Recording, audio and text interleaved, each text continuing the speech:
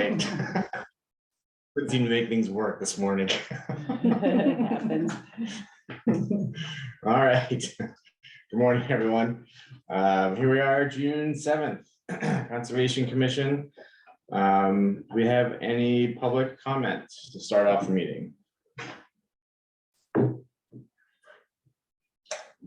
No one's on Zoom asking to speak, so. Okay. All right. Let's cruise through the minutes of May 17th then.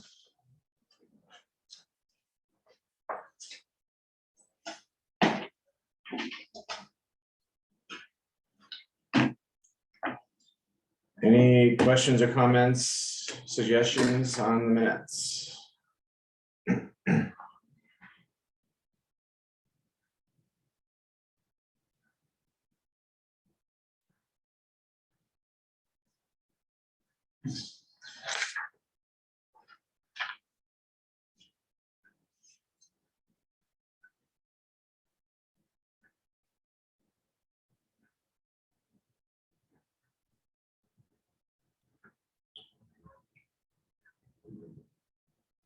No questions from me. Move to approve the minutes. Thanks, David. I'll second. Second. Oh, Terry. sorry. Oops. Did you have to do No, it's any good. more comment? Nope, nope. Any discussion on the motion or on? All right. All in favor of approving the minutes from May 17th, please say aye. Aye. Any opposed? I'll abstain because I wasn't. Laura's gonna abstain. Anyone else abstaining? All right. Thank you, Simon. Okay, on to the Glazer specific plan update. Who's gonna run this show, Gary or Ken? Welcome, Ken, by the way. Thank you. I Well, even remembered to unmute. I think Ken, it'd be great, Ken, if you wanted to give an overview of where the project's at now, because I'm not sure all these people know the current status of the design and the attributes of the project. Sure.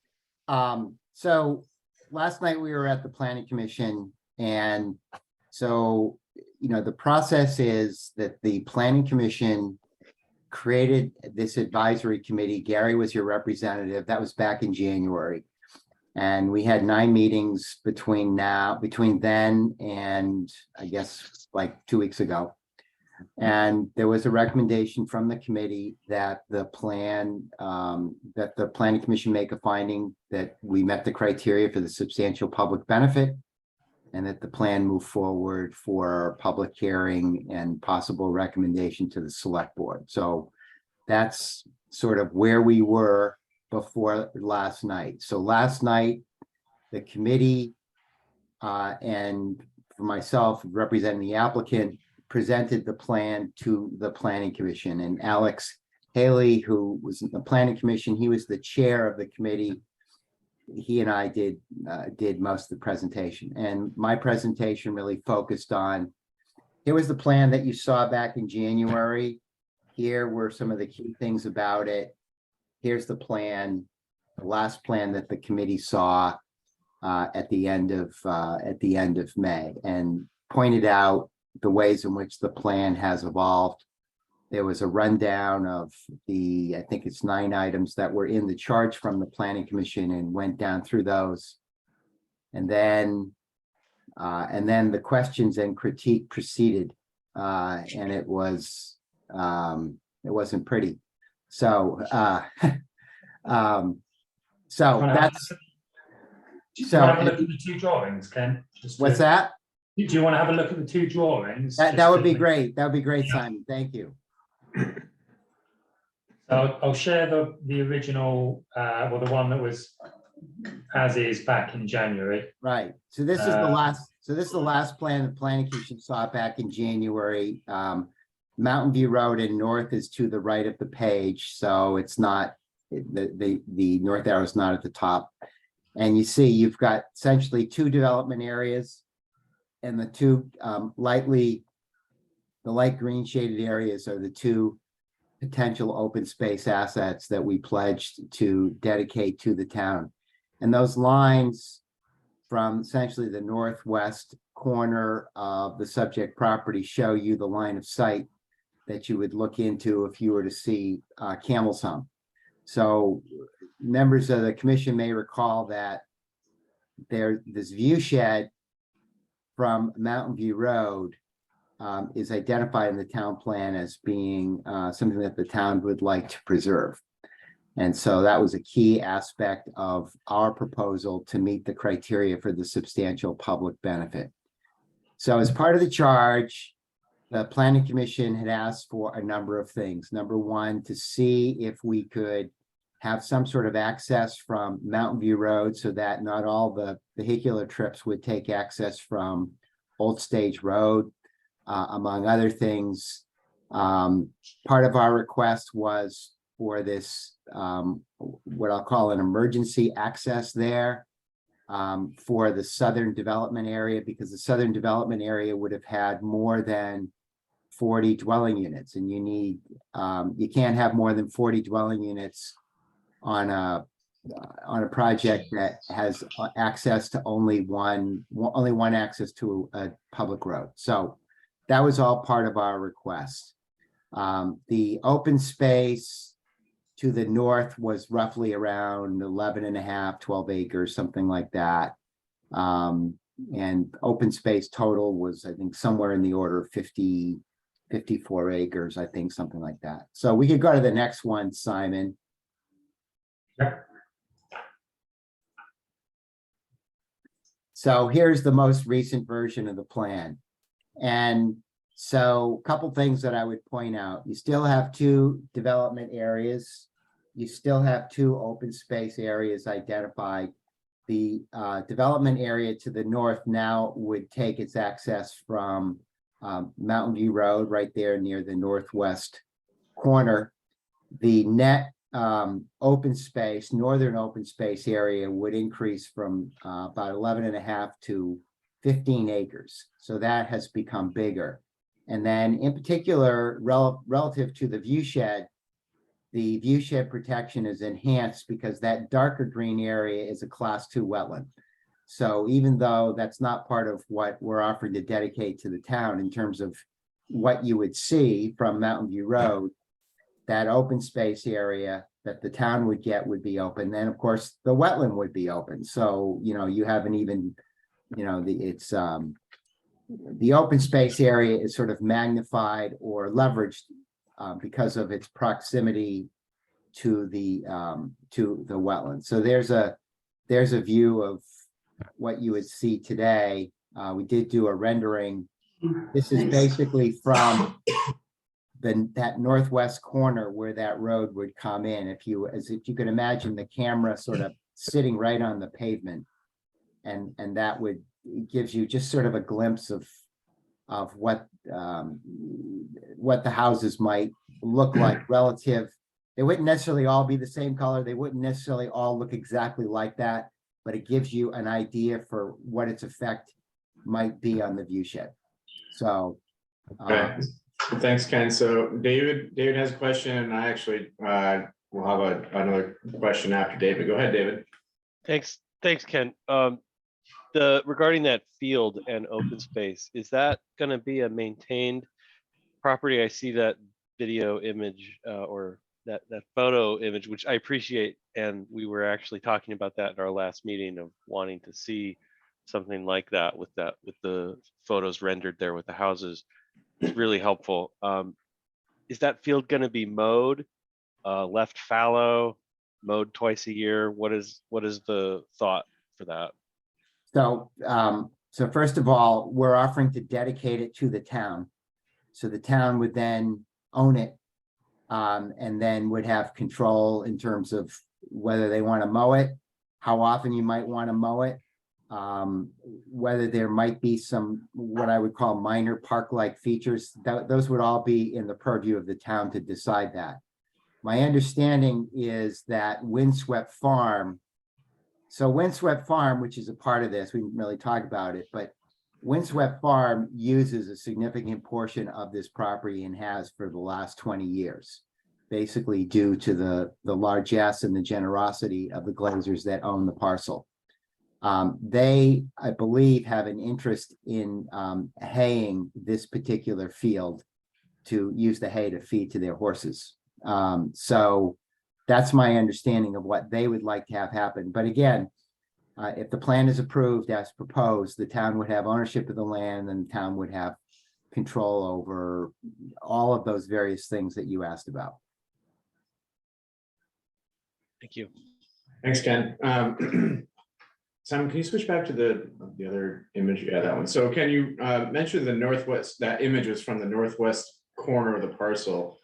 Can you just help me picture like how far up that is from the intersection with Old Stage Road? Is that like the top of that hill before it starts to head back down the other side, or? Well, so if you look just to the west of that proposed road, just to the west of that corner, that's Yeah. I think we're calling the Larson House. There's a house there. Yeah. Right. So, Oh, okay. Yeah. so just imagine you're up there and you see that house. It's going to be just a little bit after that, maybe, maybe a couple 100 feet or something like that. So that's where it is relative to that. Okay. I think you're past the high point of Mountain View Road. So I think the high point of Mountain View Road is further to the west I'm trying to remember. It may be closer to like where the Martell's farm is, somewhere roughly around there. And the road to the water tower, on the other side of the road, I think that's the high point where the access for the water tower is. Okay, so that would be Oh, just yes, slightly to the west. So this question is a little bit out of the purview of the Conservation Commission, but just out of curiosity, how's that gonna affect the view of traffic coming up and down Mountain View with cars turning in and out of that development? Well, my understanding from talking to Brian Courier, our engineer, is that the line of sight on Mountain View Road, so Mountain View Road is pretty straight. And that there's more than a sufficient amount of line of sight to, for people to be able to see where the driveway is. So, you're looking at a fairly small number of cars that would be entering and exiting through there. So I forget what the exact number of trips would be, but it's a fairly small number. But the line of sight is good. We wouldn't be proposing a driveway access. We didn't think we could meet the legal criteria for line of sight. Okay, thanks. Reed? I don't see anything on here as far as connectivity toward Northridge or the other bike path system at this point. Can you talk a little bit, Ken, about where that stands? Sure. So this was a hot topic of conversation last night at the Planning Commission. As we got some comments from Tina Heath from the State Wetlands Program, and in that southerly open space area, I mean, we've known all along that most, if not all of that is, well, probably not all of it, but a good portion of it is Class 2 wetlands. There's clearly some areas there where you could see, if you were walking out there, you could see standing water. There's probably some ledge and whatever. As part of the work with the committee, what was agreed was that, so that land would go to the town, would be under town ownership. And there is that multi-use path connection that connects the southern development area to the northern development area. And then part of the plan, it would include a floating easement in the event that an acceptable route is identified. And it's not a foregone conclusion that would happen, that there would be a connection to that multi-use path that would be identified. That said, Read that small text. Okay, so that's yeah, like you said, it's kind of like a floating easement. Okay, somewhere in here headed southwest, the ability to make a connection if it's determined to be feasible. Right. And, the thing is, so a couple points about that. Number one, this is a big issue for Chapin. Chapin took a lot of issue with us not doing a good job. And, I'm not sure I would agree. I thought his comments were a little bit overly caustic, but this is his issue, and so be it. That's his prerogative. When you look to the west, from what we know about the Northridge property, it's wet. And is there a possible connection to the Martell property? Unknown. I know when I talked to Brian Currier, who knows something a little bit about it, the probability that that's going to be either wet or ledge is very high. So, I personally think it's the possibility of getting that in terms of a multi-use path, which is, basically it's not a primitive path. It's essentially would be a paved facility. Yeah, it's almost like a road in terms of the. Well, that's right. Or Yeah. a wide sidewalk, if you will. I think the probability of that is low, but Chapin's hot on this, and this is, he's basically indicated we didn't do enough for him, and he's likely to vote no against the plan, and that is his prerogative. But that's where the committee left it. Thank you. Gary? Muted. Sorry, I was muted. I want to comment briefly on a couple things. One is that one thing with the redesign of this, allowing for access through Mountain View Road. Another good thing is it doesn't cross that wetland, which it did cross with access to Old Stage Road. And then pertaining to the multi-use path, I think the beauty of this, in my opinion, is that the town's going to own that land and have, can do whatever they want in terms of finding proper location or the possibility of a location of a multi-use path. So I think, for one thing, it eventually will need to have the wetlands delineated and then figure whether or not we can fit anything through there. So we haven't lost that capability even at all. I mean, and in fact, it's better because we would then own the land and have more say on what happens on it. Another way to put it, Gary, is that because the town would own the land, the town would have the luxury of time. Yes. Because you'd have all the time in the world and you'd have complete control of the land. I see. And that also, well, go ahead. I see that the town will own the north side, the multi-use path area on the north side. Will the town also own the multi-use path that connects the two neighborhoods? That piece looks like a gondola there in the middle. That's a court. That's a court, not a gondola. Oh, all right. Looks like a gondola. The gondola track. I get it. I get it right away. It didn't take me very long.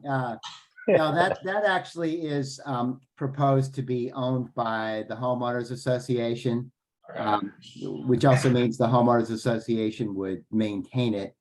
But there would be guaranteed public access to it. It'd be like comparable to, a sidewalk or any other facility a developer might build with a project.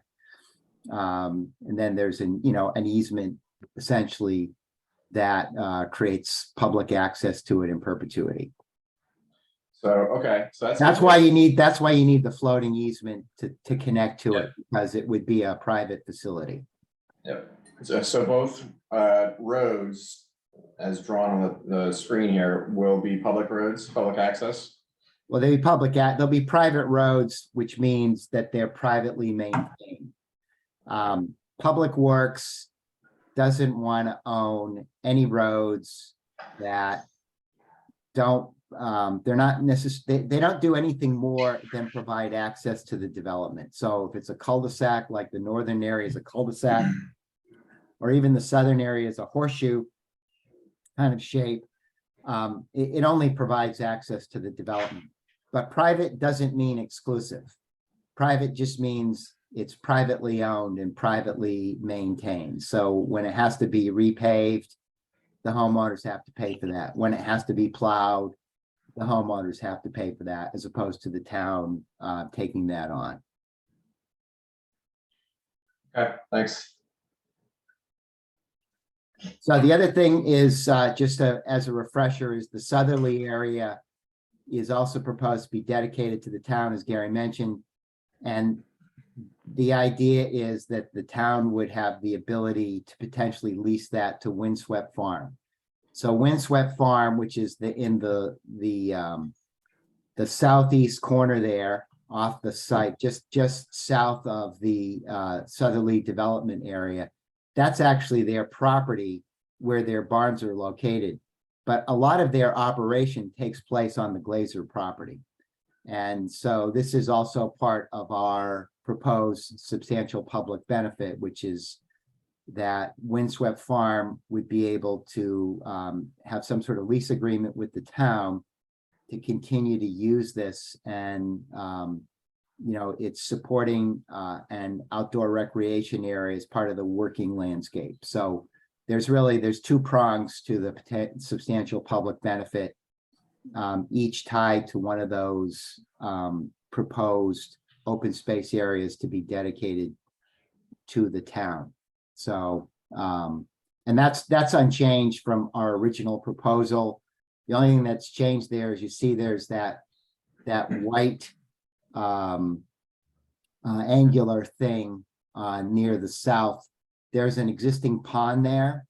Yeah, there you go, Simon. There's an existing pond there, and staff said that they wanted that removed from the property because the town didn't want the liability that would be associated with owning a pond. So we're gonna. Was that a man-made pond? Yeah, Yeah. they're gonna fill it in? How do they remove a pond? Right, how do you remove a pond? No, just remove from what's transmitted to the town. Like it's still, the pond would still exist, but the town would not own it. Got That's it. Interesting. I mean, the town owns plenty of ponds. Who would own the pond then? It would Property probably- the property owner just to the south. So the people that bought the house from the Glazers, which is in the white area just south of that purple circular thing that Simon drew. They bought the house from the Glazers and they're interested in retaining ownership of the pond. So it would go to them, whether through a boundary line adjustment or something along those. Are they buying it? Okay. Are they paying it for it? Or is it just a? I don't know. I don't know whether there's a cash transaction involved in it or not. I'm agnostic on that. It's Could be given, could be sales. an agreement was reached between the Glazers and the McElroys. That's all I know. There's a swimming dock on that pond, so I'm gonna guess that there was some kind of purchase agreement. I guess last question for me is the dark green area, that's a class 2 wetland, I think I heard you say. Yes.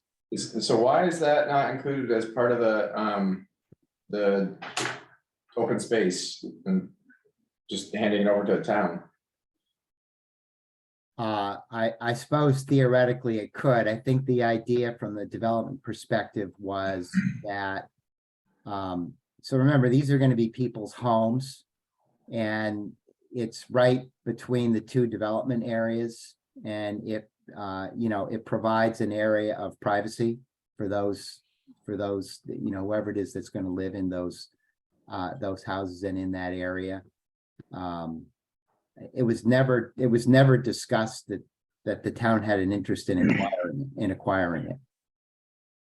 Yeah, I could just briefly comment on that too. I think in the past, the Conservation Commission hasn't been had the idea that we need to acquire wetlands. In fact, we prefer not to because they can't be built on as long as they're protected well.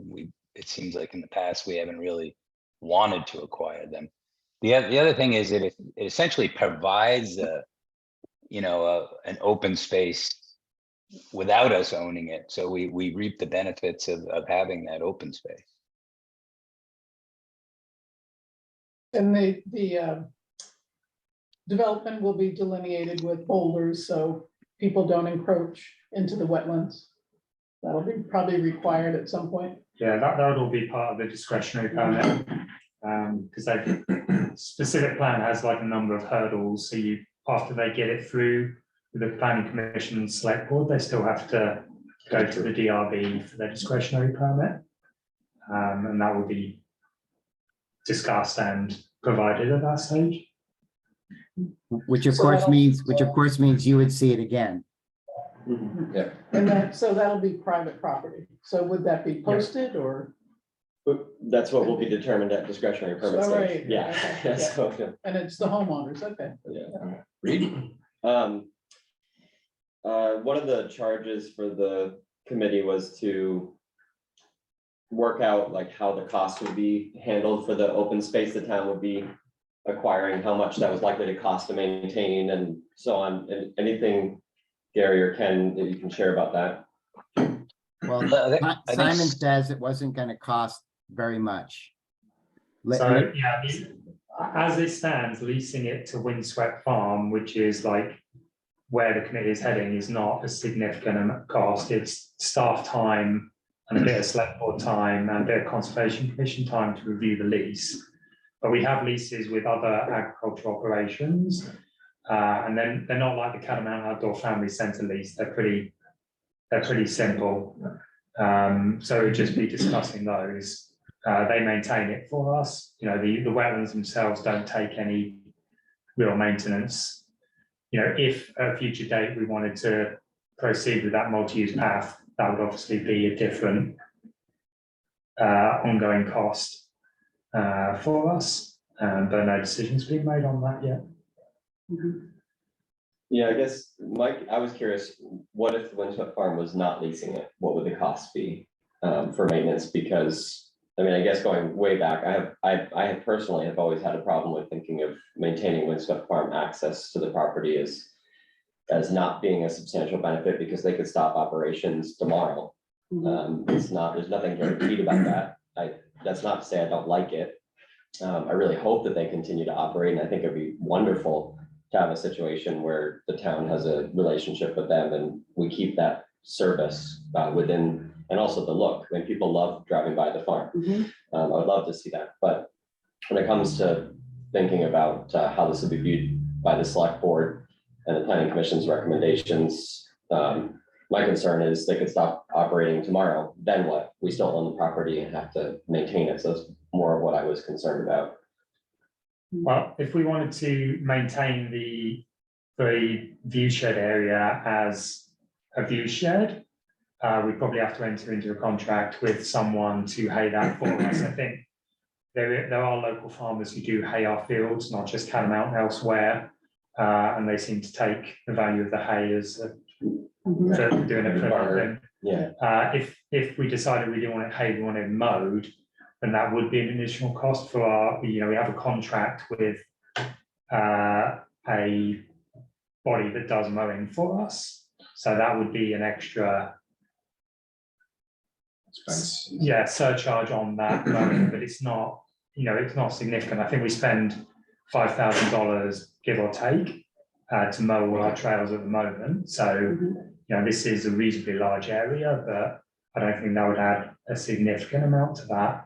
And if we didn't go forward with Windswept Farm, we probably also need to figure out what sort of area this is going to become.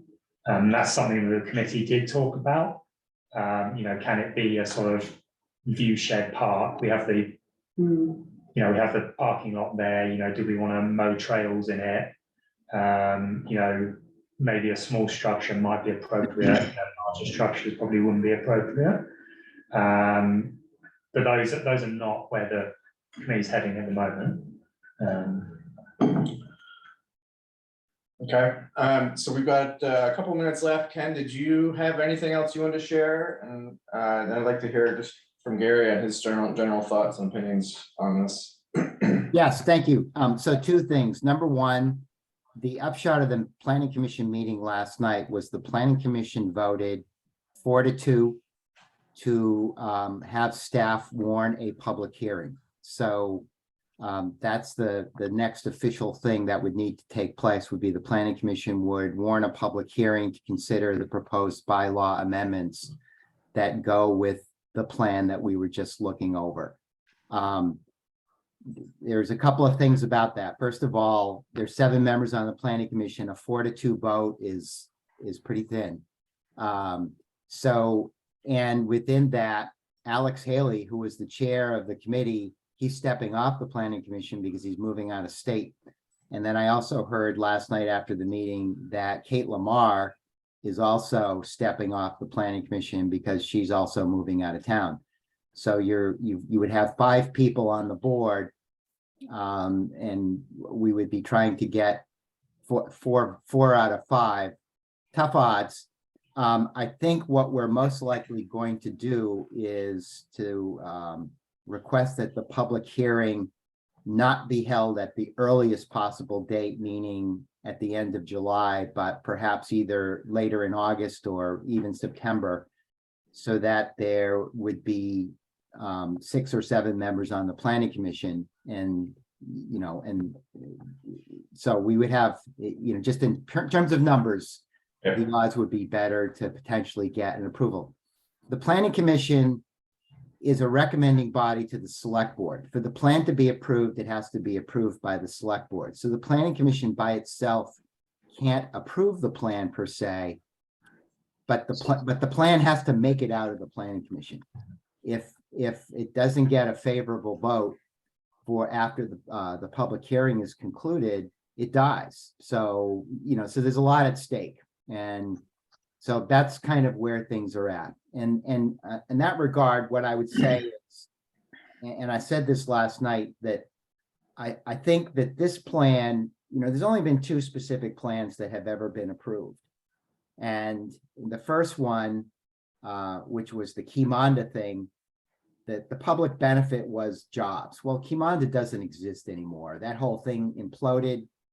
Nothing ever happened to that property. That was up off of Hurricane Lane. The second was the Nets reuse of the former Pine Ridge School property. Now the town got 40 some odd acres of land that was dedicated to it. Essentially, it's in the woods, it's in a ravine. It has some natural resource value, but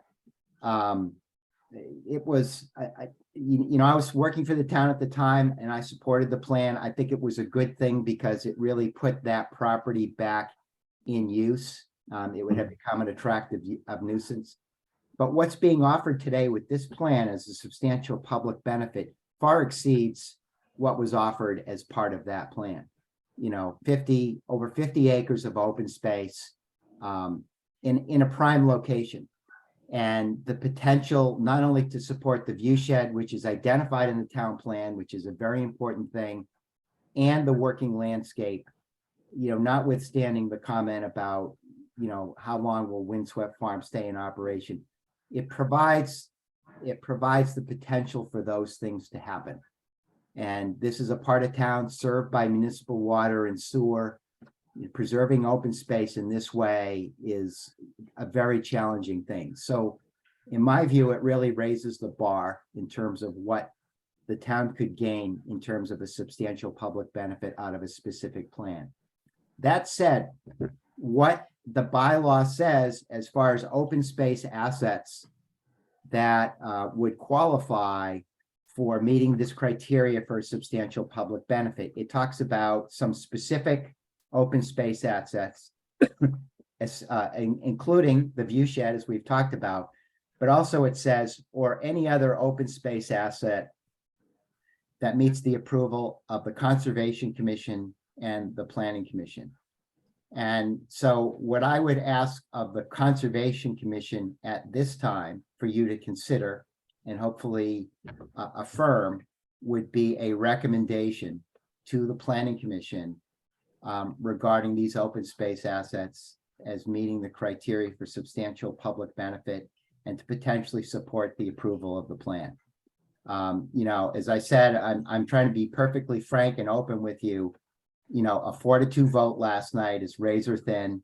And I think for this plan to be successful, it's going to take whatever support from any place that we can get it in order for it to gain approval. And I know that you folks, you're the guardians of open space for the town. And, if you agree with, sort of my point of view that I'm offering here today, that these things are important and they're important to the town, and you think that they qualify for that criteria, that I would ask that you support it in some official capacity. So that's the end of my groveling. Thanks for the groveling, Ken. I mean, I haven't prepared for this. I think at this stage, maybe if people want to do a straw poll, I'm not sure. Well, Yeah. yeah, we can do that. I'd like to hear from Gary as our rep on the group. Sure. I don't know if it's committee or what it was, but. Yeah, let me comment on a few things. I think my take, Ken, on the meeting last night was that the committee was being said that they weren't creative enough in some of the solutions. And I think those were in two areas. One was the area of the multi-use path over towards Northridge. And the other one was, if I'm correct, Ken, is kind of a low-income housing / housing for physically and mentally challenged people, you know, to provide some access to those type of things. Those were the two areas I think that we could have gone into more. However, the charge to the committee was really specific, and it was to look over these, what was there, maybe 12 or 13 different aspects of the phasing process and see where, you know, and the goal of getting 50 or more points. That's the bottom line of the thing. So we went through each and every one of those very carefully and took a lot of time getting them assessed by the town staff. There were 5 staff members that kind of blindly assessed the property, and we came up with over 50, which was kind of the charge to the program. That doesn't mean we couldn't have been creative. Perhaps we should have been more creative, but I think that was our general charge, and we fulfilled that in a positive way and approved of passing that on to the planning commission. You know, there's a couple comments. One is I did kind of several times during the meeting suggest that we have a wetland delineation done of that southwestern part of the property, so we would just know more about what we were receiving as a piece of property, what value it had, and what would need to be protected. And I still think that might be a good thing to do. I think that would, in my opinion, go a long way with people like Chapin that want to see whether or not that's feasible. I have no idea what such a thing would cost or anything like that, but I think that, Ken, you guys, in my opinion, might want to consider assessing that, because I think if you were to show the town and Chapin, here's the bottom line, we can or can't fit anything through there, and how feasible it is. I think that would go a long way, because Chapin was walking through the property with making some kind of on-the-spot assessments of wetlands, and we all know those are sometimes difficult to not only keep track of it, unless you're a trained wetland delineator, you might miss some things or add things that aren't necessarily wetlands. So I don't know, personally, I'd suggest that as an opportunity for you, Ken, and your engineers to gain a lot of knowledge that would be valuable. I think that it was interesting, they did a straw vote earlier, which in my opinion suggested that it wasn't going to pass on. And then we had an additional discussion along the lines of what I just talked about. And I think people were saying, yeah, I guess the committee did do their job and did do exactly what we asked them to do. And then they had this additional vote of 4-2 near the end, which I wouldn't, you know, a half hour before that, I would have said, oh, I don't think this is going to go anywhere. And one other thing that Ken mentioned, that the next process is also to go through legal. So they're going to send these documents that we haven't related to bylaw changes and such to the town lawyer, to get that processed along the way. I guess that's my take for How now. about the other part you talked about, Champlain Valley Housing and Habitat for Humanity? There was some talk about how Ken and the engineer didn't reach out to those entities to kind of secure, but that's kind of a hard thing to do at this point, really. Somebody pointed out that Heinsberg had been working with a Habitat or whatever. Is that a possibility, to reach out to those folks and just kind of get an idea if they, for your 10% affordable housing? So we had a brief conversation, we meaning the folks on the applicant side at the conclusion of last night's meeting. It was a late night. So we talked about just a couple of different things that we might try to do between now and a public hearing to potentially improve the plan in some ways.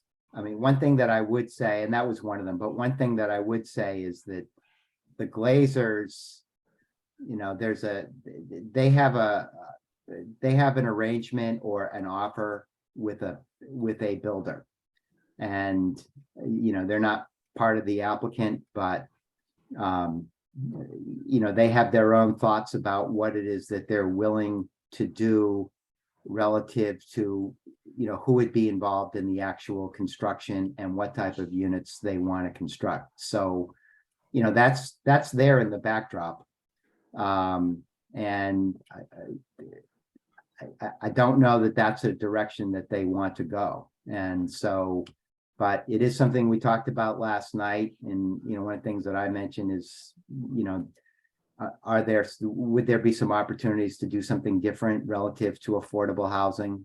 You know, maybe it will be some things for the, you know, for the applicants per se to, you know, to consider on that regard, in that regard. I know Habitat for Humanity is always looking for, you know, just even one parcel in a development to, you know, give to Habitat for them to work on. Let me add one thing I just thought of, Ken, while you were talking, is that back to the wetland delineation, and given that the town will likely, if this process is completed, receive that land, will own it. I wonder if in good faith, if we could possibly share the cost of that with Glacier. I mean, can we use ERF funds to pay for a potential, you know, delineation on land that we're potentially might receive? I don't know how that would work, but I think that would show Glaciers that, you know, that we have interest in it enough to share in the cost. Well, I can pass, you know, I mean, I don't know if that's possible. Simon or others in the committee can chime in. Yeah, I mean, I think ERF funds can be used for planning things like that, but to do it as part of this specific plan process, I don't think. Yeah. Well, I mean, we can obviously spend it on what we like, subject to select board approval. It might be tricky to take this to select board and say we want to spend some money on a wetland delineation for a specific plan that you have not seen yet. yeah, what I would say is if you Yeah. read what the bylaw says in chapter 9 pertaining to specific plans, it basically says it's all on the applicant. All the costs have to be borne by the applicant. So, you know, it's a nice thought, Gary. Thank you for, you know, raising that as a thought, but I'm sure that's exactly how it would play out. And I think ultimately that it is our responsibility on the applicant side. If the town says that we absolutely have to have this, I think it falls in the lap of the applicant to potentially bear that cost. And I think, you know, as I said several times in the meetings, Ken, is I think we should have that, because the town's acquiring a piece of land, receiving a piece of land that we don't know enough about it, in my opinion. It'd be nice to know how much of it is wetlands, what the potential uses of it could be from a conservation standpoint in the future. All right, so let's give this a couple David more has his hand minutes. up. Yeah, and then we can move on. Then we'll have to move on. And David? Yeah, my comment is pretty quick. I just fully support this idea that Gary advanced for doing a wetland delineation. And I would really encourage the project proposers to think about that in the context of that multi-use pathway and whether or not there's connectivity in the future. That would certainly be a major issue for me, and a lot of what I'm hearing about the substantial benefit of the windswept farm access, and whether or not they stay in business for the next one day or 10 years, that does sort of resonate with me. And you know, but a multi-use pathway that improves the long-term permanent connectivity of the town in a very congested area starts to sound to me more like a permanent substantial benefit to the town. And if I could just reflect briefly, because I know we're short on time, is just that, like, I think this is a better project than what I originally saw first be proposed. And so I definitely commend the committee, and thank you, Gary, for your time and effort to make that a better proposal. I can definitely see that it's a better proposal. Unfortunately, I think it's just a better proposal at a wrong time in Williston. And I think you're just seeing a lot of anxiety over what the town is developing, the speed that it's developing at, and that this proposal specifically asks to skip over the already very aggressive development schedule of is probably going to rub people the wrong way, right? And so I think that's what's going on, but it doesn't mean that it's not a better project. And I think that if you can make these types of commitments with the town about how the town will incorporate connectivity of bike paths, perhaps even getting the town to create some long-term plans, with the revenues that it will be receiving from the project.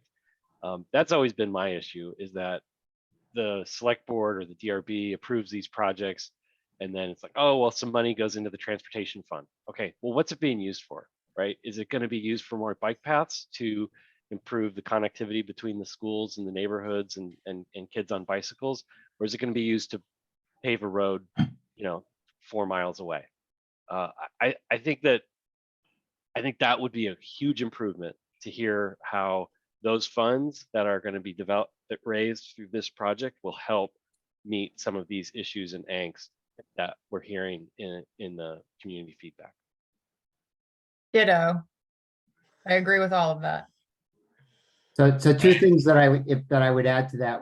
What we didn't talk about is there's a long section of a bike path along Mountain View Road that we would construct, and that's not necessarily part of the specific plan. It's something that we would be required to construct under any sort of development proposal. But that's, it does go directly to your comment, David, about there being some sort of, bike pedestrian sort of facility. The other thing I would say is that, there is certain criteria about transportation impact fees and how they're expended.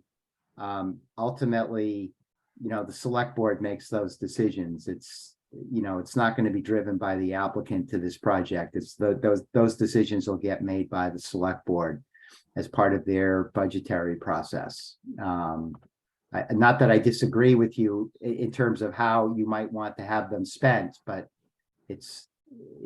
I don't know that that's going to be decided as part of any review of this project, is all I would say, just based on what I know. I'm glad you raised the bike path along Mountain View, because with the approval of the town map, that path has to be constructed in that way. It does leave a significant portion of Mountain View to basically the rest of 2A with no pathway, right? And there was a small amount of pathway that was required for the Catamount golf development, right? And so, but there's a lot of already existing and developed areas along Mountain View. So that's exactly my point, is that if you have these little parcels, if you have these little bits of pathway, what is the town's plan? What is their timeline to actually connect these things? It makes projects like this a little bit more agreeable if residents and public participants, and I'm sort of speaking outside of my Conservation Commission responsibilities here, but it would certainly ease the angst that, like, okay, well, if we approve this plan, at least the town has a 5-year, 10-year plan to sort of connect the rest of the Mountain View pathways together, or the, Allen Brook to WCS or community center, wherever that location may be. Yeah, not to belabor this, David, but I will tell you, 10 years ago, the town did a scoping study for the bike path along Mountain View Road. And the preferred alternative at that time was simply a paved shoulder along the side of the road. And the reason for it was because of the Martells, plain and simple. The Martells showed up at the public hearing and made a big stink, and they didn't want it in their front yard. So, you know, yeah, you're right. You've got a piecemeal situation. It's not the best of ways to see a facility built, but that sometimes that's the way it goes. I'm absolutely in favor of there being a separate facility along Mountain View Road, along, you know, going from Route 2A all the way to Old Stage Road, all the way to North Williston Road. I think that would be a great, great outcome. You do have an identified obstacle that's there, and that's a big section. At some point, that property probably going to come in to develop. I don't know when that is, but it probably will at some point in time. But so I guess part of what I'm saying is I share your frustration with that, but just, you know, that's something that I know from having been there in the meeting and literally witnessed, heard, and saw the big stink that was raised. All right, thanks, Ken. So I have one final question for you, Ken, but first I'd like to welcome our new guest who just arrived. Would you like to introduce yourself? I'm Charlie McGill. I live on Knob Hill, on the Okay. other side of the hill, and I'm here because of the hearing on the smoker. Got it. Okay, we're running a little bit behind schedule, but we'll get to that in a few minutes. So Ken, I heard you ask for the Conservation Commission to vote on this, I think today, but I also heard you say that you wanted to push a vote for the public meeting for the Planning Commission off until August or later. So I'm just wondering why would you like to see the Conservation Commission vote on this today? Well, to clarify, I wasn't asking you to vote on it today. I was asking you to vote on it and take a stand. If you did that today, that would be great. But there is, because of what you just said, there is the sort of a luxury of time, if you will. You may want to consider it. I'm happy to come back again if you like or not, as the case may be. But yeah, if you want to chew on it a little bit and devote some additional discussion to it, I think that would be great. So that would be, like I say, my request is really for you to take a stand on it in support of it, ideally. But I don't know that it has to happen today. Okay, thanks, Ken. Personally, I think I would like to have a little bit more conversation, particularly about those wetlands, but Gary, then we need to move on. Yeah, I was gonna say the same thing. I'd be much more in favor of voting it positive for it if Ken came back and said, you know, I talked to the Glaziers and they agree to conduct a wetlands delineation of that, because I think we would know a lot more as a result of that. Okay. I'm going to pass that on to my clients and we'll go from there. Great, thanks, Ken. Thank you. Thanks for your time. Really helpful conversation. Thank you. Okay, you're Thanks, welcome. Ken. All right. Hi, Mike. Hi, Helen. Good morning, Ed. Are you both here for the Schmoker Trail adjustment? Yes, All right. I apologize. I didn't think the conservation meeting started till 8 o'clock. Well, that's okay, because if you're here for the Schmoker Trail adjustment, you're still 15 minutes early. All right. What do you think, Simon? Should we- I guess, do we want to just go into officer nomination? And then maybe we can pick up tree survey if there's time at the end. Yeah, sure. I'd be in favor of that. Okay, sounds good. All right, so this is the time of year where we elect new officers for the Conservation Commission. Currently, I've been serving as chair for a year. Reed's been vice chair for a year, and Terry has been treasurer for, Probably a year. is it just a year? That was more than that, but Maybe Carl's only been 2 years. retired for a year, so. That's true. Yes, I guess a year. Needs a 2 year. years. Have you been 2 years? All right, Right, you Oh, were yeah, right. chair prior, and I was vice chair. Yeah, that's true. that's right, yeah. So I'd be happy to serve as chair again for another year if anyone else wants to take up the chair role, I'm happy to yield as well. But either way, I don't know how you're feeling about treasurer or. Were we Anybody not else? doing 2-year appointments for a little while? Did we change that? Yeah, I feel like at one point in time we were, Kim, and then we moved off of that at some point. Maybe it was. It may have been me being like, I think. 2 years was a long commitment, I think, when I took it over. So I might have been the one that broke that, Kim, and said, I really would prefer to be vice chair for the second year. I don't have a problem with that. I'm just making sure that my memory works. I do remember that conversation. I'm happy with Treasury Department. And Eric, you've been doing a great job, so if Yes. you're willing. Yeah. I nominate you. That's great for Here. me too. I second. I think you're in next thing on the agenda. Maybe just to make it so we could potentially have a single motion for all this.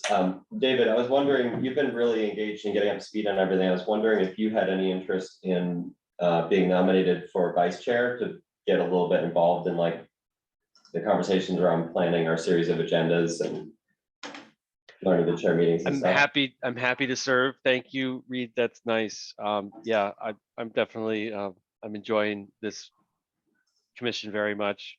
Still getting used to the 7 a.m. time slot, but I'm happy to serve. Thank you.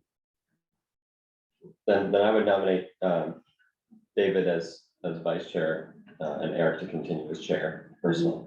Should I make a motion for all three? Do we want to vote like that? And Terry for treasurer, yes. There, I amended it, Kim. I second. Okay, all in favor of the motion as presented? Aye. Aye. Any opposed? And any abstentions? I don't know if I should vote, abstain or not. Yeah, Eric, how do we abstain if we've been nominated? I think you can vote on it. Yeah. Yeah, you just can't move. Thank you. Yeah. All right. There you go. All right, well, thanks, everyone. Glad to get those formalities out of the way. And let's Thank you, Terry. transition on, yes, onto the, what do you think, Simon? Are we good to go? We had Schmolker around 3:15. I'd rather wait until Okay. the landowner turns up. Tree survey. Oh, okay, yep. Simply because I emailed him the other day and he said, oh, I'm really busy, but I'll definitely be there. Okay. Because I understand this is a busy time of year for farmers, so. Yes. All right, so we've Can I- got 10 minutes. Yeah. Can I just make a short comment related to this? Why are we still calling it the Smokers Trail? I mean, does Smoker own it anymore? I don't believe so. Is that correct? You know, institutional memory. Yeah, but I think that if I was the landowner, I wanted to, I would think I'd want it in my name. Is it, well, the trail itself is memorialized in the town maps under that name, correct? Yeah. Yeah, I guess So- if you're going to truly memorialize it, it'd be better to make it the McKay Trail because they were the ones that dedicated and gave land to the town and all that stuff. That, in my opinion, would be more of a historic positive. The other end of the trail is Bhutan, so maybe it should be the Bhutan Trail. Yeah. Like Charlotte Road and Heinsberg Road. And this is the problem with naming trails after people. Yeah. Yeah. We're entirely on, what should we call the Suckerbrook Trail? Should it be called the Boomhauer Trail or the Hill Trail? Mhm. Who is Schmolker anyway? I'm not entirely I don't know sure. him, It's Oh, he listed. was they bought it from McKay's. Yeah. I think they were the first owner after McKay's and owned it for a long time, maybe Yeah. 10 years or so, at least. I read that comment too, and it did resonate. It doesn't mean anything, right? And you've got the Mud Pond Trail coming off of the lower section. Why not? Yeah, maybe a name that doesn't include, like it could be the Sunset Hill Trail, Right. Sunset Hill Road Trail or something Exactly, like that. yeah. It would be a better name, then you don't have to keep changing it. Or connector trail. Yeah. I mean, I think I'm open to that. I think most people don't necessarily think of this as a trail that has a definite name. Sunset Connector. I think if you said to most people, do you enjoy the Smoker Trail? I think you have to explain to them. Oh, I mean, Yeah. between Five Tree and Mud Pond. So I don't think we're fighting against some sort of institutionalized name here. like we would Okay. do with other trails. So, you know, if we do want to think about renaming it, I think we'll probably do that. Probably another discussion, another. Yeah.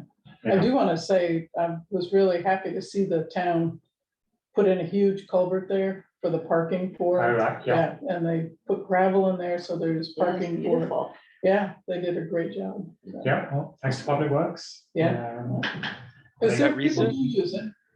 Was that Pardon? recent? I was just there like 2 weeks ago. Yeah, it was Mhm. probably 2 weeks ago, maybe more. Okay. Yeah. Maybe just 1 week ago. Yeah. Yeah, it's And good. there've been two recently. cars parked in there since then a Yeah. couple times. Right, so it does get used, so it's nice to have that fixed.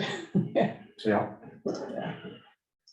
Do we have any other business we can knock out in our We 5 talk minutes? about future meetings.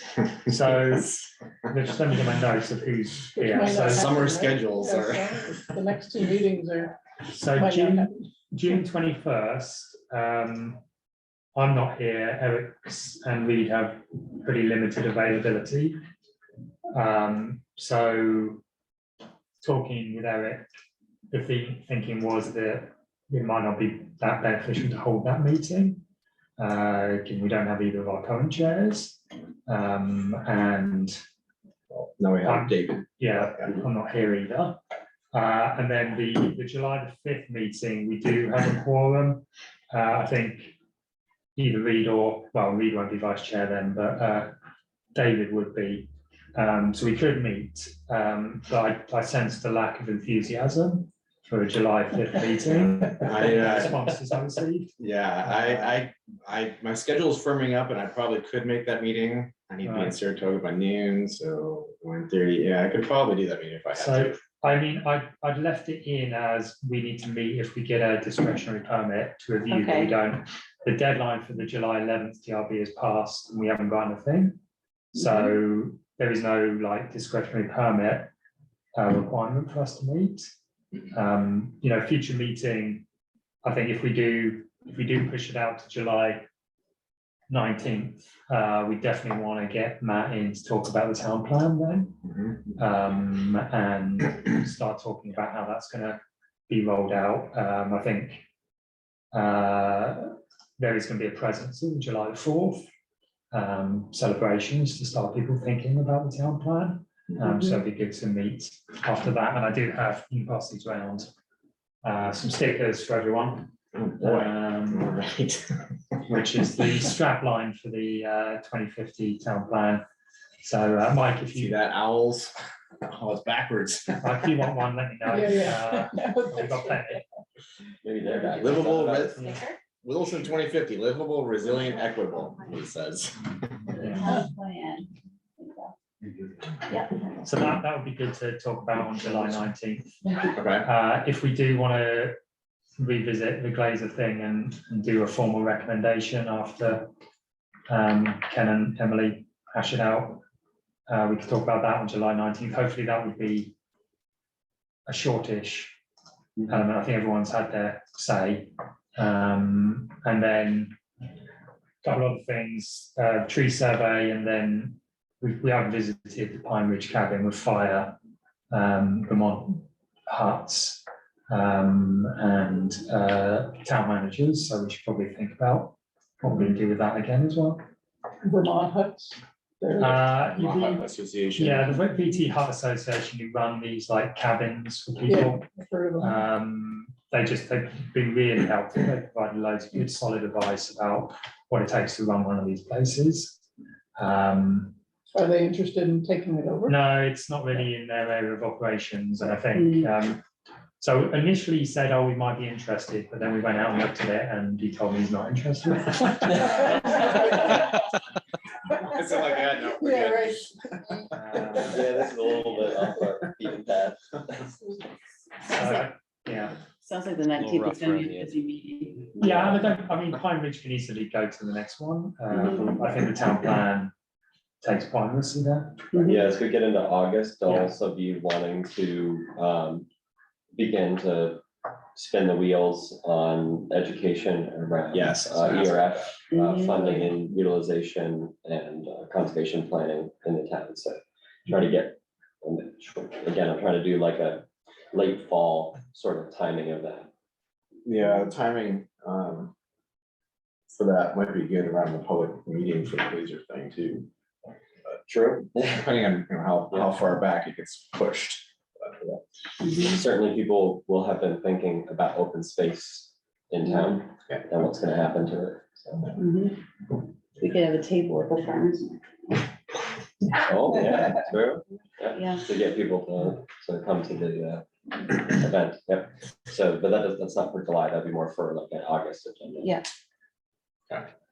Or the Simon, Boy Scout- the tree survey note reminded me of something going on, at least in my local area of Williston, which is DPW coming in and removing ash trees with Correct. little or no notice Mhm. to neighbors or property owners. And it's a little concerning, if I'm being totally honest, with how this is being done.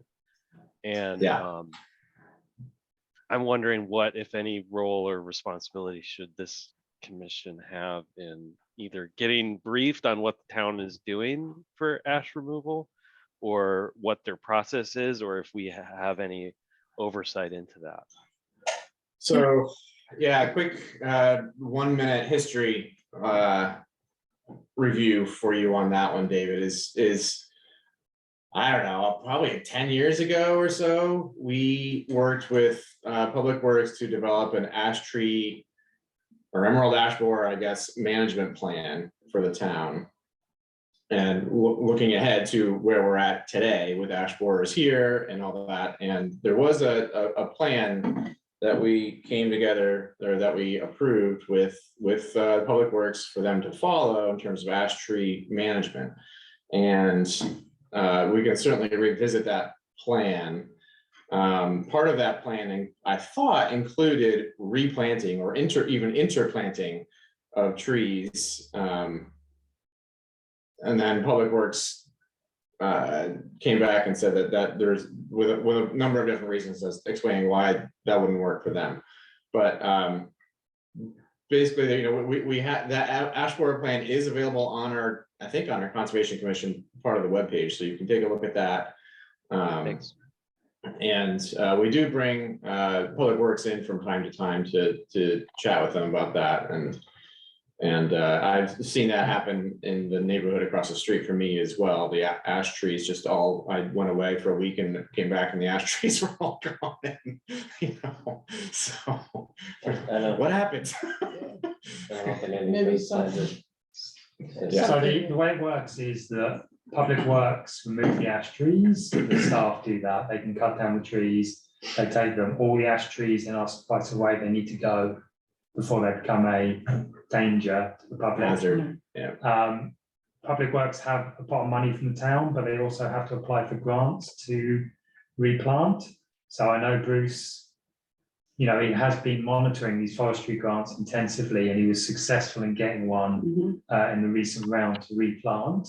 So I think that grant that they got back in April is going towards partly Maple Tree Place and partly Grenham Woods to replant trees to make up for the ash trees that have been removed.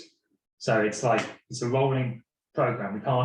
We can't just wait until we have all the money available to take down these trees, because Public Works only have so much capacity to take down these trees sort of in amongst their other work. So that's why the two are on like staggered tracks, if that makes sense. So we take them down and then we get the money and we replant them with a contractor who specializes in replanting. And I know there's been a few issues with, I think maybe some on harvest went in and they're all the same species, which is not what we want. But I know that in the more recent ones, they are getting some species diversity while still meeting the requirements that they be salt tolerant and so on. Do you think maybe they could invest in a few lawn signs and maybe put these lawn signs out with maybe a QR code, if it, you know, just to let people know? Because I think that's what David's saying, is that all of a sudden they're there one day and maybe a front porch forum post, just a quick update saying this area will be removing ash trees. They will be replanted because. Here's why. Yeah. Yeah, because, right, David, you drive down a road one day, there's trees, and I can't remember what, it was either Chicago or somewhere else. The difference in their tactic of doing this project, and one town just, boom, one day, all the trees were gone, and they got so many phone calls. The other town or city did a lot of outreach, public outreach, and it was so much better received. Yeah, thanks, Terry. That's perfectly Yeah. well said. Yeah, So absolutely. I think that's a great suggestion. I don't know if you can forward that on to Public Works, but happy to bring this topic up for a more conversation on a future agenda. But we should move on to this real quick. We have the landowner here. I think so. Adrian, I guess is that you, Glenn? I'm here where I'm at the bus stop currently, so my husband should be on in a sec. I just sent him a little reminder text, so if you just want to bear with me a minute or two, he should be there. While we wait for that, I think the tree inventory topic, whether we get to it at the end of the session today or whether it gets pushed out into July, it'll be good to take a look at what the tree diversity is like and what the tree health is like. I think it will give the commission a really good sense of what's out there. And it's something we've wanted to do for a long time. And would this be just public right away? It wouldn't be the whole This is town. in the neighborhoods, not along the road. Yeah, so street trees, which are trees within the right of way, and generally the residential zoning district, so pretty much nothing south of the interstate. What you think of as street trees, in the hamlet or Wildflower Circle or wherever. And it's to be discussed, do we do the cemeteries? They were done previously. Do we do around this building and the Old Brick Church? Do the school want to participate? Sounds like a big undertaking. Yes. It's a lot of, Yeah, so the Vermont, someone from the Vermont state has resources to help us. Yeah, they kind of have like a kit, Yeah. if you will, that says like, this is how you do it, this is the materials you need, this is how you document it. Yeah, and they have iPads that are GIS enabled, so groups of volunteers can log trees. It all comes back to create a GIS layer for us, showing where the trees are with That's really quite the sophisticated. That's data fantastic. attributed to it. so this wasn't a project that maybe in our 206 or that other UVM group would. I mean, it could be, but I think, one of the things we need to talk about is how many people we think need to do this. Like, we probably need a collection of people who are reasonably competent at identifying trees, Right. and then some willing volunteers. I thought it could be a good community project. There's some people from the town to work with the Conservation Commission to log all these things, and it's Or from the residential neighborhoods. Yeah. Who are interested in the trees in their neighborhood. create a bit more ownership about it and interest in street trees. That was my thoughts.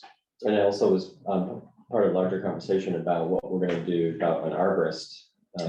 So like, if you don't know what trees you have and what status, age and health and stuff like that you have, then it's hard to figure out how you would assess whether you need an arborist and what you would ask them to be doing. So having the tree inventory would give us the information to have that conversation about whether we wanted to try to talk to Heinsberg about, could we share an arborist or do we want to hire just an arborist service and say, hey, can we get 2 weeks of work a year? And now that we have our inventory, we have a priority list of which ones need pruning, which ones may have been damaged and need to be assessed. I looked into that a little bit last winter about an arborist and talked to Ethan and talked to a couple of different towns.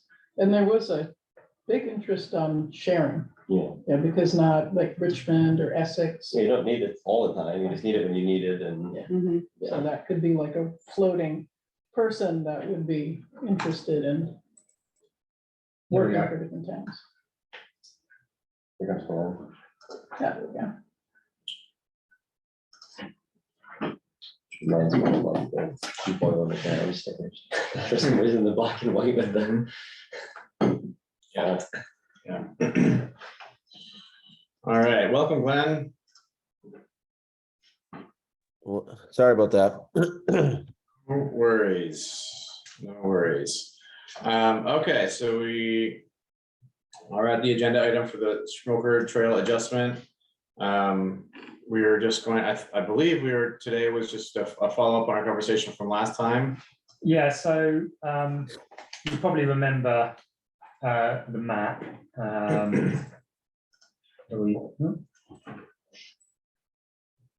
That we had. The yellow is the existing Smoker Trail, and a sort of turquoise color would be the reroute, and then the pink is the 5 Tree Hill. So it's a proposal to reroute it out of the wooded area onto the hayfield.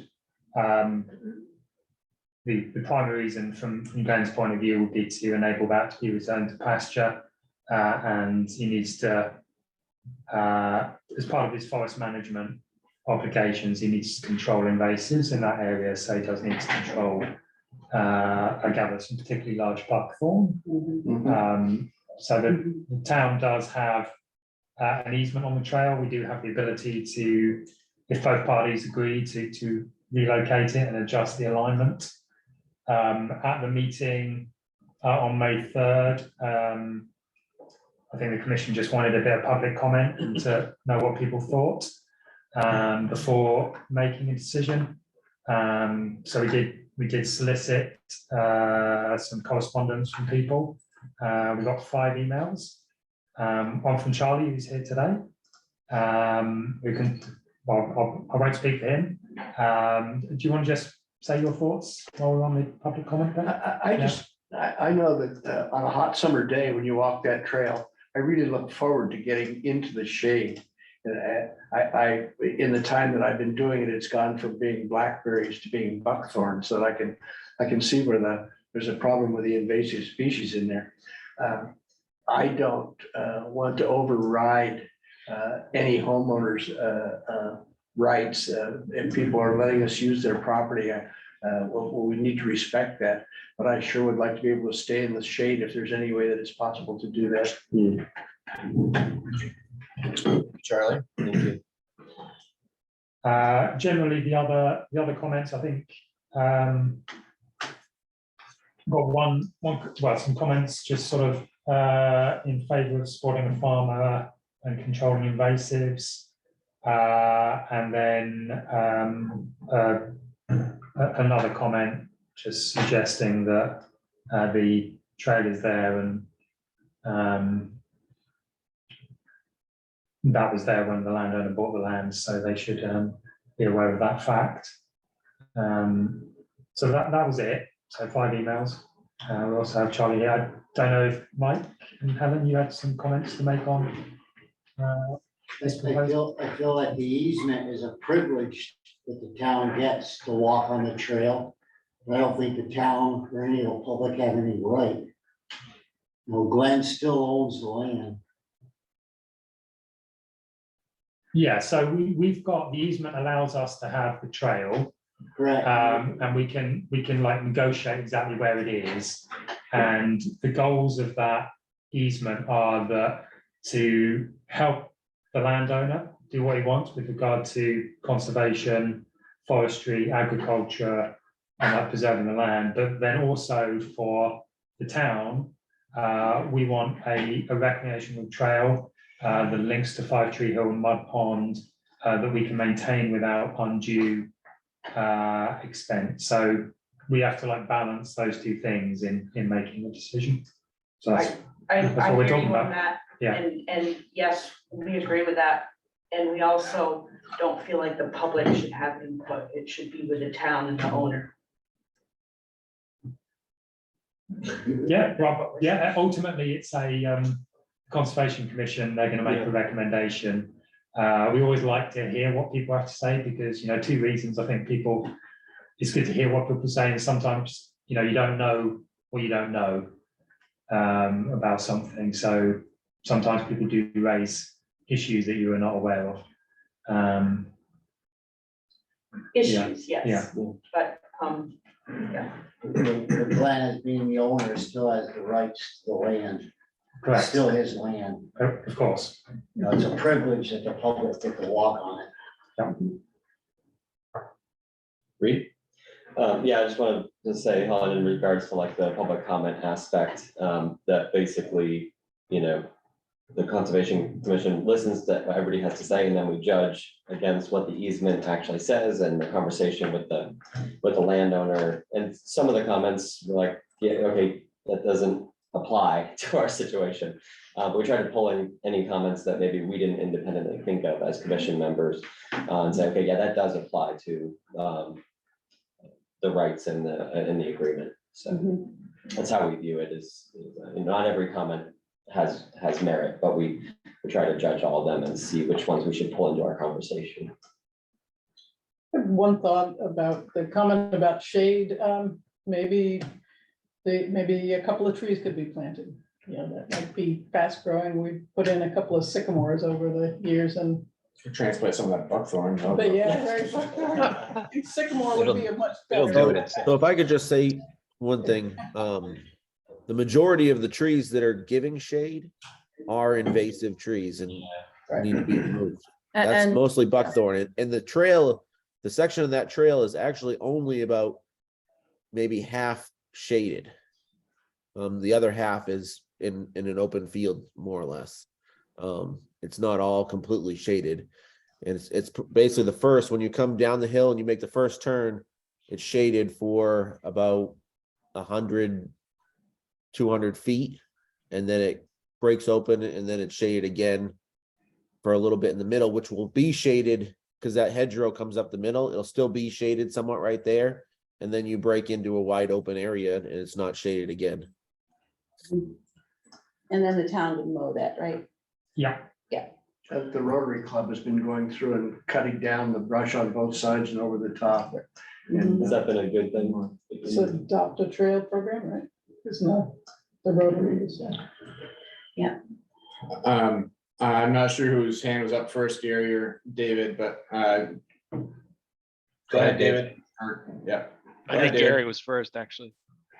Well, I just wanted to briefly comment that these arrangements that we have with the landowners are, need to be flexible and need to respond to what the landowner, particularly in an agricultural case, in my opinion, needs to respond to the landowner, because as Mike said and others, it is their land and they have a activity that's part of their income that needs to take place on that land.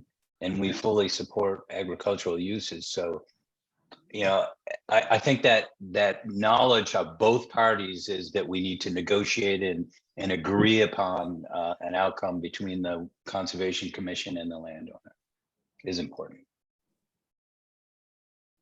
Thanks, Gary. David? Yeah, and I was I was gonna say a similar comment that I think the importance of allowing the use of the land for agricultural purposes is certainly important. But the comments about the shade certainly did resonate with me, and the idea of walking in the woods versus walking on a south-facing trail. There's a pretty noticeable difference depending on what time of year you might be using that trail. And so I wanted to ask if there is any way to either create opportunities for shade or to create opportunities. Like, I guess I don't understand why is having the trail there incompatible with agricultural use of the land.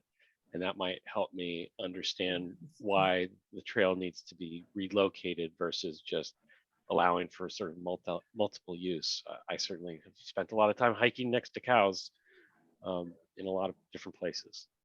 So it would be in the new pasture that we're gonna refence. So that used to be pasture. So it's not even, that section actually isn't like a forest. It's just an overgrown pasture at this point.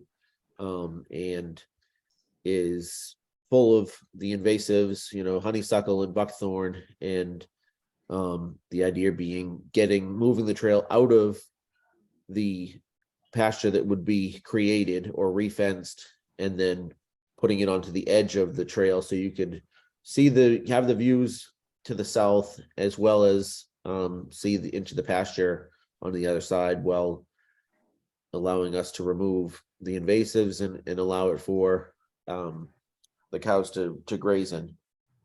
And I do want to add that the invasives that we have there are some of the largest, most aggressive stands Ethan Tapper has seen. And it has partly been in response to the way it was designed down there, and it wasn't forest, it wasn't being grazed, it wasn't being hayed. And they have to be taken down by excavator, where, you know, so it's not an easy project to even maintain the invasives to the level that they have gone to. And that has to be done. And there's nothing, if we don't make this change, to prevent them to going back to that with an incredibly large amount of upkeep.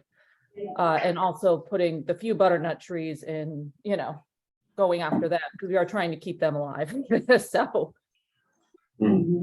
So I just have one comment about the hiking, walking with cows is, all it's gonna take is one person to put their hand on the electric fence, or, you know, you don't know what a cow is gonna do. So, you know, one person walking up to a cow and the cow just reacting, not what you think, somebody could get hurt. It seems unrealistic, but. Yeah. I mean, we already have that situation with pasture, the Glens land, and I guess my views aren't relevant, but I think if you're gonna protect these agricultural working landscapes in your town, I think people ought to be aware that, you know, agriculture is cows, don't go near them. There's an electric fence. This is not like some. It's not a zoo. Yeah, it's not a zoo. It's It's not not a petting zoo, Disneyland yeah. agriculture. It's real agriculture. And there'll be one person that, you know, walks up, want to go see the cow, and Right, just. and then they won't do it again. Exactly. Well, Yeah. they will, but who's gonna be responsible if somebody gets hurt? So. They are. Yeah, Yeah. well, that's true, but why tempt fate? You know, why not just put the trail on the other side and plant a couple of trees, and I think that would be. Well, I think there will still be, this will be going through the pasture. So The trail is gonna go through the hay. It will go alongside the Yeah. pasture, Right, between the pasture and Glenn's hayfield. right, so it's gonna be in the hayfield. The trail. Well, yeah, I mean, you won't hay it. It'll be, Right, yeah. but you're not gonna be in with the cows, that's No. right. No. Right, so Right, I'm in favor of putting it outside of that's what I'm saying. yeah. And once the invasives are gone, there won't be shade there anyway. So, Except for a couple butternuts, sounds like. yeah. Yes, that actually really helped. The description, it sounds like those trees are going to be actively removed, and so what it's going to be bright, unshaded sunlight either way, and certainly having a safe place for the trail makes sense to me. all right, Reed. I just wanted to say that I really appreciate your comment, Charlie. I also really enjoy the shade, especially with how hot our summers have been getting. But I think at the end of the day, the use of the property for agriculture just trumps it, and the removal of the invasives to me is more important than the shade on that section. We do have a lot of sections of trail in town that are forested. So, you know, I feel both things. I'm like, oh, yeah, it's gonna be too bad that there's gonna be a lot more sun on that section, but the removal of the invasives is so important, and so I'm in favor of relocating at this point here. Do we need to make a motion to do that? I think we probably. Yeah, if you could. I think it'd be good to just affirm that. David, is that a legacy hand, or do you have new? Oh, comment? sorry, legacy. Okay. So I would move. Just before we do that, I think the only point I just want to make is I think Glenn agreed to help us by removing, there's a load of boulders along the path he's going to remove for us, just to help create a mowable trail. So that's something that I just want to sort of memorialize in this discussion, so that he will do that. I'm sure he will. Not that I make it, it's just, I know that Glenn's not planning on doing this until the end, like until next year. So I just want to make sure we all remember what we agreed. And I think the Conservation Commission also suggested that it'd be good to have some signage when we do this, which we can help prepare to explain to people why it's being changed. All right, so I think I heard from Reed a motion to approve. Yeah, I'd like to move that we approve the relocation of the Schmucker Trail along Glenn's land there. With the conditions of removing the boulders and allowing the town to partner with Glenn and putting up educational signage about the change. Second. Thank Didn't you, we Laura. already vote? Didn't we already vote on this before? I don't think we did. We No, never did. discussion. Oh, okay. Okay. Do we want to Any, address Terry's recommendation to plant, I think it's like sycamore or some fast growing tree? Is that possible? So Yeah. we can, but I sort of don't want to. We have our trail easement area, so I think anything we did would have to be within our easement. I don't want to interfere. I think Like that's interfering good. with the haying of the field. Right, and there's would be- butternut trees being left, Yeah. so I think there will be some shade provided, so. I didn't know, I didn't realize there were butternut trees there.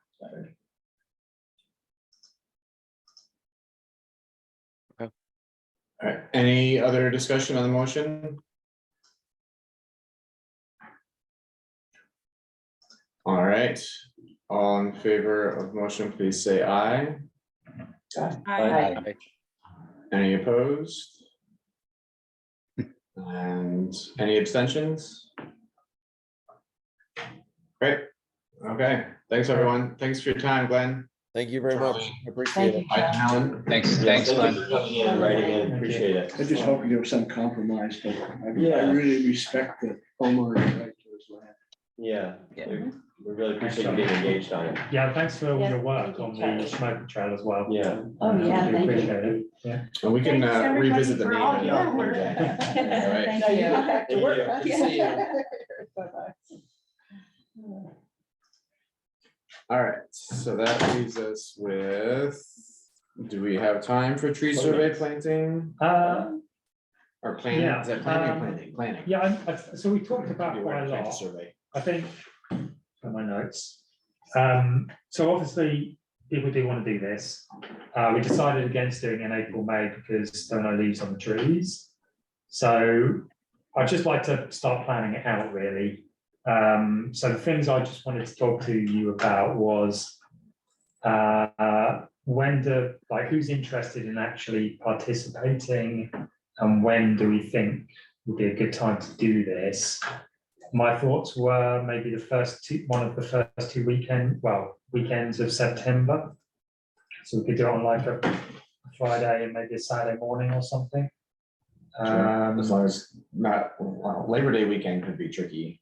People are out of town, but Yeah, so I was thinking either the 8th and 9th, which is a Friday and Saturday, or the 15th and 16th. Yeah. The trees will still be in full leaf. Hopefully everyone will be back in school mode. People won't be on vacation. Do you think that's feasible? Yeah. are we hoping for our college students to help with this, or are we thinking we don't need them? So the tree inventory guide is quite helpful in telling you what you need. So it is a nice, I'm looking through, Yeah, that's a really it's nice really done nice. document. I guess I suggest the 15th and 16th only because things are really ramping up at the beginning of September. With going back to school and everything, and 15th and 16th, people in the town might, Yeah. and you know, maybe some students, if they're really into trees, could come by and, yeah.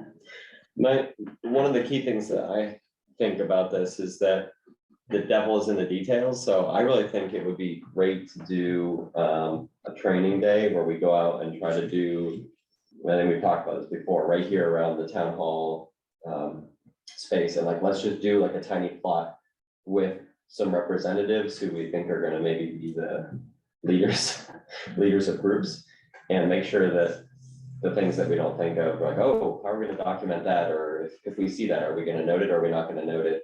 Just kind of do a dry run. And then when we get our less educated volunteers, we can focus on the education and completing the work rather than trying to work out the process. I Right. think that would be really helpful. So the state do want to do like a training on how to use the iPads. Maybe we could combine that. Yeah. It Wouldn't take much walking to do the. Yeah, I mean, we could even just do it after work for an hour, around here. That sounds like a great idea. Yeah.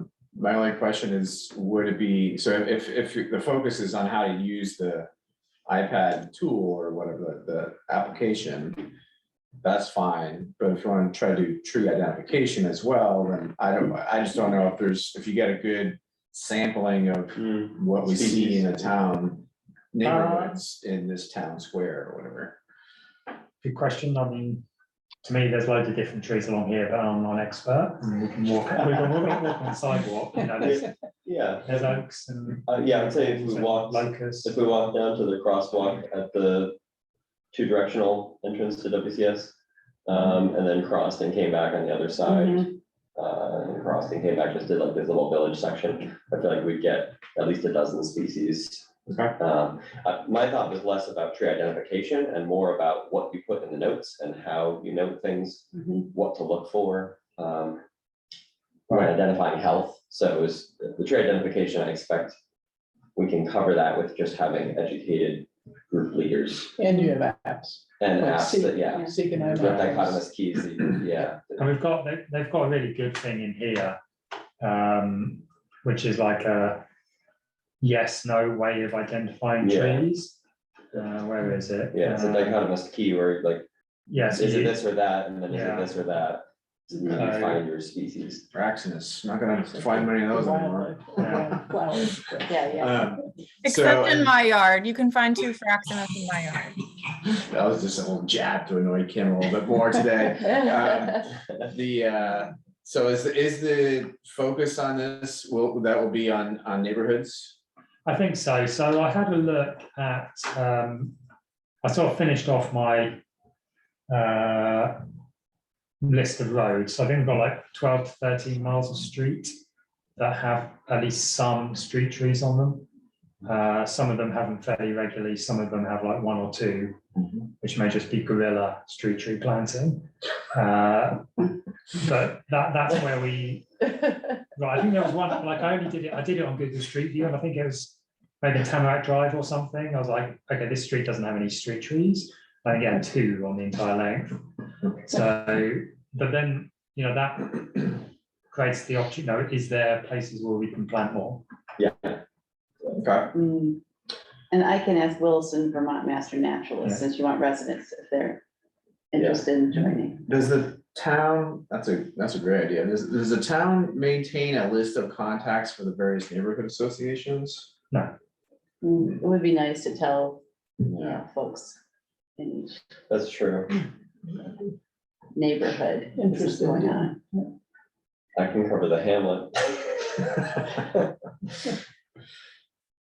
But that could potentially be part of the outreach when we're advertising that we're gonna do this and we're looking for volunteers. It could also be, you know, we also are looking for a point of contact in any neighborhood associations. Maybe an article in the Observer. Right, exactly. Reach quite a few people. Who are these people looking at our street trees? Yeah. You know, in September, there's going to be a tree survey and it's being staffed by volunteers and we need contacts for reach out. I think people are gonna wanna do this. I think if we put it out and we say, you know, ever wish you knew what kind of trees are on your street? Yeah, I think Or, so. you know, take a walk around with some tree expert and learn how to identify the types of trees and whether they're healthy or not. And help the town plan for better tree services. Yeah. I think that's a great idea. I think it really we have to bear in mind the some in the neighborhood reactions to the ash tree removals as a result. Yeah. Because if you're sending volunteers walking around, you certainly don't want them to be accosted by neighbors saying, you know, don't chop down my tree. Yeah, they probably need to have a flyer in hand about what is the emerald ash board, what is the town's plan for emerald ash borer, and they'd be able to hand that to people and say, that's a great question. It's not for us. here's a pamphlet and who to contact. if you Here's have Bruce's questions. phone number. Yeah. Yeah. I like, that's a great point, David, because that definitely does happen. Yeah. They think you're the ones who've been removing trees. Yeah, and if you find an ash tree, you're gonna come into your backyard and take it down, like that's not. Good point. People may if they find an ash tree, they may lie about it being an ash tree.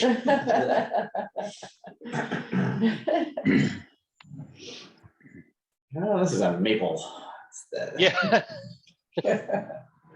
So I guess my opinion, Kim, on the student thing is, I was wondering whether a student interaction might be better for taking the tree survey and doing some analysis on like, okay, well, if the town was gonna consider arborist services, how much work are we talking, or what might need to be done about the trees? I don't know if that might be the way to engage students. While we're talking about trees and ash trees and things, has the town decided what to do with the ash tree at Mud Pond entrance east there? I did happen to throw a sign up on there just talking about ash trees a couple of years ago, but it sits there untreated. Right. So I don't know if it could be fit in with the other trees that are being treated. I think it's on the list to be taken down, but hasn't been taken down. Is that Oh. right? I'm not sure. I don't I'm know. not aware of this. I don't think no. the Conservation Commission made Who it, went with Melinda to assess the I parking went. areas? You did. Yeah, just and identified it. just identified it, and I think Kim was concerned about taking Yes. it down, and so there was no decision ever made. Okay, So. it's sitting in limbo until Right. it looks unhealthy. So I told Eric this, I'm gonna like mostly hold my tongue on this issue, but I think I've made this clear in previous meetings that like, I don't agree with like the cutting down of healthy trees because they may eventually become unhealthy and fall down. That's every tree ever. Especially when there's like a course need of the action that you diversity. can take to protect the tree. So like, there's my piece. I'm gonna mute myself now and I'm not gonna unmute myself on this issue. Oh, I bet we could get you to unmute. I think so. And if Kim hadn't muted, she would have also mentioned that we need the genetic diversity of all of our big healthy ash trees, because we don't know which ones will survive, blah, blah, blah. So I guess I would like to recommend if you or staff or whoever could recommend that tree being treated, because it is here, it's right at Taps Corners, and it does, the emerald ash borer does fly a mile by itself without being helped, so it's been It's fairly 2 big. years, yeah, it's big. So it's been 2 years, I think, since Best Buy had that A identified. year, A year, so last summer. it could be, and it was in Richmond, so I don't know where in It's- Richmond, but It's It's in okay. town. yeah, so I think that would be a worthwhile tree to treat. I don't know where the town is in its cycle of treating the library trees and the, DPW are treating the library trees and the cemetery trees. I think they've treated them at least twice. Can we ask them if they'll treat that tree? I guess so, yeah. yeah, throw it in there. I mean, it's just one tree, it is bigger, but yeah. I And it mean, would my be. track record of asking them to do things is abysmal. And if you don't ask, Yeah, join the club. Well, It's not just I you. mean, actually. That's Laura- a bit unfair, actually. They do. Yeah. They do. They do. They did put up the signs Yeah. for the crossing. Oh, they did. They Good. did, yeah, yeah, so that is nice. yes, the crossing is much. So Laura and Chapin are now certified to treat trees, I mean, to. The thing is, we don't have the equipment. Oh, that's so, true, that I would have mean- to be a land trust. Yeah. We would have to Public ask the Works. land trust. Yeah, if they could do it, that would be better. I mean, we can treat the trees at Catamount. Right. Once every 2 years. So next year is the. Yeah. But I just thought if it was possible, if this was the year of these, this is it. So we're right in this, we just got our trees treated at our camp, so they're starting to treat now. So if this was the cycle for the other trees being treated, I just thought it would be good. Yeah, it might be. Yeah, so that's my adopt a trail section, so that's why that's my concern is I do go there and I see it and it's there unprotected. So. Yeah.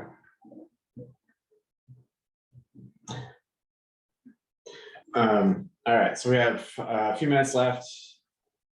It sounds like we're arriving at a plan for tree survey to happen in September. We'll need to do some advanced public communication about it to drum up volunteers and educate volunteers.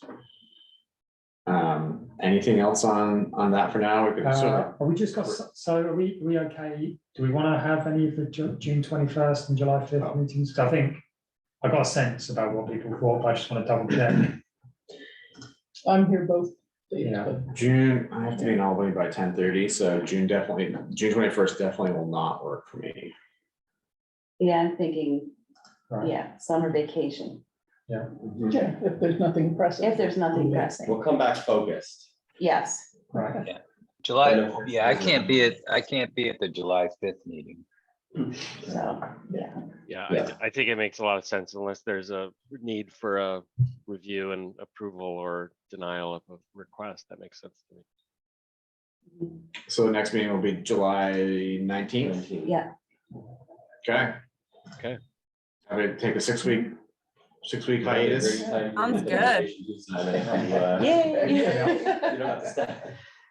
Yeah, Kim, well, I'm not a tree expert, and the fact that I completely agreed with what you were saying about that, it resonates. So I think, if that's your opinion and my opinion both, then there's a huge range of people in between, then I think that's something to think about. So I just wanted to say that. You got a couple things, Simon. Need like a Talk night to raid. Bruce, he's right upstairs. Come in, inject the tree, then run away. Yeah, that's correct. Ah, we got him. There's nothing stopping us doing out of the conservation budget. Right. Yeah, it's true. Well, if Public Works is already doing it, and then it doesn't hurt to ask, and then if there's pushback. Then It's one tree, it's not yeah. 10, so. Yeah. Yeah, I think also that it sounds like they have a history of doing it at Catamount, which is, another park, which has ash trees. So it's not like they're saying, oh, we're only doing in planted trees around buildings or street trees. They've set a precedent to do it at Catamount. Well, they didn't do it.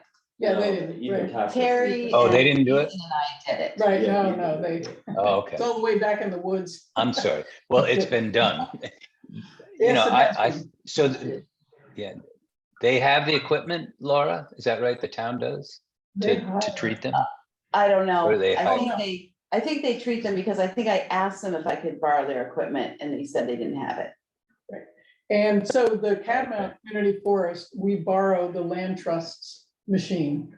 And we did it last year with the help of Ethan Tapper and The woman from the Vermont Land Trust. Land Trust. And so I learned how to do it and I can do it. I just need equipment to do it and you have to pay for the chemical. Yeah. So they're two separate. The town does it, probably hires it out, I would imagine. I don't think the machine is $5,000 or more. Oh, wow. Yeah, I was gonna It's say, not how much is it? expensive to hire somebody though. Like we Right. did the ones in our yard and it was, I want to say. Couple $100 a tree. Yeah, like a couple, yeah, exactly, like a couple hundred a tree, and like, I Depends on do the think size. that if we were gonna have like a treatment schedule, it might make sense for the town to invest in the equipment, and like others said, it's like, you can learn how, it's not super complicated, like at the time, he was 7-year-old, put in the little valves, like it's not like, we totally could do it. We have the power. Yeah, you can do your own trees. You just can't by law Public right of way trees. do public right of way trees. Unless you're certified. All right. Anything else? So it sounds like we'll have a 6-week break, but a healthy agenda when we come back, full agenda when we come back. It's like taking a vacation from work. Yeah. Can I ask one quick You regret question it. about, Yes. just to go back to the Glazer property, just because I haven't been following it. So Gary said they met the over 50-point criteria, and that was the criteria for it to be able to be a specific plan, correct? No. Well, that was one of them. I mean, there Oh, there I was see. also, you know, the viewscape was generally viewed as the significant benefit to the town, the you know, preserving of the viewscape. But in addition to that, they wanted to score 50 points or greater on the phasing aspect. Okay, so that was Yeah. just one aspect of Look, it. look Got at it. the charge document. If you go to the links, look at the charge document. It lays out like what, Yeah, exactly. what the things were that they were targeting as a Okay, applicant committee team. all right, and I can see where Chapin would think that the cost of putting in that trail would be, it would be great if the town didn't have to do that later, but that if it got done during the development, right? Correct, so. That's right. Yeah, that was his thinking. Yeah. Oh, he Yeah. wanted the applicant to, No, I Bill. don't, I mean, I don't think Just that's the what ability. Chapin was necessarily saying. I think he was saying, I want someone to explore how this could be delivered in a meaningful way. And he's saying, his point was, I don't feel that you've explored it in a meaningful Okay. way. I think, well, I don't want to speak for Chapin, but the feedback from staff was that there wasn't a bylaw requirement that would be strong enough for us to compel them to provide that path. Okay, no bylaw, but. So we can make The- them do the one on Mountain View Road, mm, but we couldn't compel them to do that one, is, you know, where it was reached. except that it might fail. Right. Yeah, exactly. exactly. Substantial Or that the benefit. select board might thumbs down saying. Yeah. you know, Okay, got it. Okay, so- that's, I just wanted to understand it. Yeah. Thanks. and if they did the delineation, wetlands delineation, they would have a better idea if there was even a Even possible. possibility. That makes So, sense. Okay. yeah, it sounds like, I mean, I don't know, they might do that because that might be a make or break deal. So, Could, All right. yeah, are we off agenda? But I don't know, if it is available for if the wetland delineation indicates that the path could be built, do we then have to secure an agreement from the town? Like, is there any commitment that the town would actually build it if it were possible? That is a, Or we can't secure an agreement from ourselves. We can just I recommend. mean, I think like all your points were great, David. But we have like the new town plan coming up, and like you're expressing like a lot of frustrations about the way that we deliver these projects. And whether we do deliver them, and maybe that's something that we could articulate in the transport section of the town plan. Maybe we need to have a better project management, transport planning aspect to our town plan to make these things actually happen. That All right. could be a great idea, Simon. I've had some very challenging discussions with town managers at different level, trying to get information out of them about certain plans for these sort of on the books projects. okay. Yeah, I just want to say I agree with Simon. I think if Chapin was looking for something, just exploring the possible route through the wetland areas. Well, this will be on a future agenda to discuss again, so we can Great. certainly bring that up at that point too. We need to adjourn for today. So thanks everyone for your time. Those are good, healthy conversations on both of those major topics on the agenda. Enjoy your 6-week hiatus, and we'll see you all on June 19th, if not sooner, around town. Bye, everyone. Thank you. Bye. Couple of weeks. Bye.